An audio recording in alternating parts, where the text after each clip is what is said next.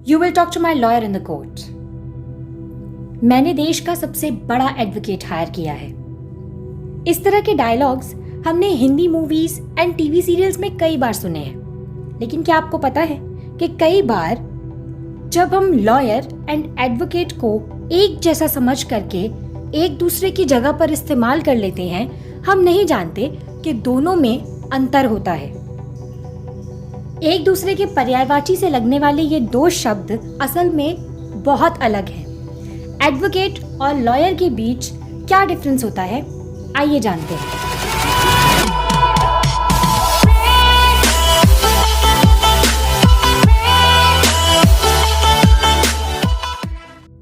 Advocate और lawyer में सबसे बेसिक डिफरेंस यही होता है कि कोई भी स्टूडेंट जो कि लॉ की पढ़ाई कर रहा हो या जिसने लॉ की पढ़ाई कर ली हो, उसे लॉयर कहा जाता है। चाहे आपके पास 3 साल की डिग्री है या फिर 5 साल की डिग्री है, आप एक लॉयर कहलाएंगे अगर आपने लॉ की पढ़ाई की है। लेकिन क्या लॉ की पढ़ाई कर लेने से ही आप कोर्ट में मुकदमा लड़ सकते हैं, किसी का केस लड़ सकते हैं? नहीं। और यही बेसिक अंतर होता है एक लॉयर और एक एडवोकेट के बीच।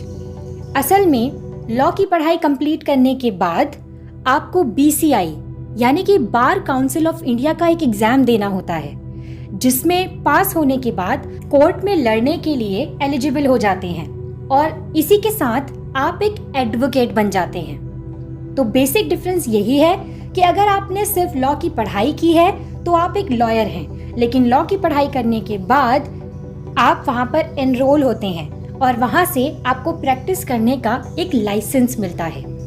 इसके बाद आप अपने क्लाइंट्स के मुकदमे लड़ सकते हैं। BCI का एग्जाम क्लियर करके जब आप कोर्ट में प्रैक्टिस करने के एलिजिबल हो जाएं, तो आप एडवोकेट हो जाएंगे।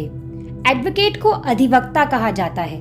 अधिवक्ता मतलब आधिकारिक वक्ता, जो कि किसी की तरफ से दलील रख सकता है, किसी की तरफ से मुकदमा लड़ सकता है। जबकि एक लॉयर ऐसा नहीं कर सकता, वो आपको केवल कानूनी सलाह दे सकता है। अगर आसान भाषा में कहा जाए तो एक एडवोकेट लॉयर हो सकता है, लेकिन एक लॉयर एडवोकेट नहीं हो सकता, क्योंकि एडवोकेट लॉयर से एक श्रेणी ऊपर होता है। ये जानना भी बड़ा दिलचस्प है कि अलग अलग देशों में लॉयर एंड एडवोकेट्स के लिए अलग अलग शब्दों का इस्तेमाल होता है।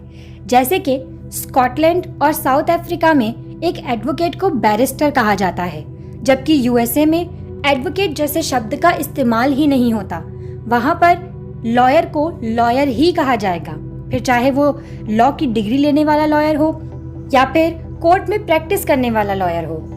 तो ये था लॉयर और एडवोकेट के बीच में बेसिक डिफरेंस। तो अगली बार लॉयर की जगह पर एडवोकेट और एडवोकेट की जगह पर लॉयर वर्ड को यूज करने से पहले ध्यान रखिएगा।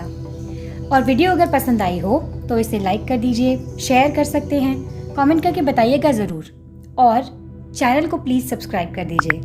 मिलते हैं अगली वीडियो में, तब तक के लिए टेक केयर।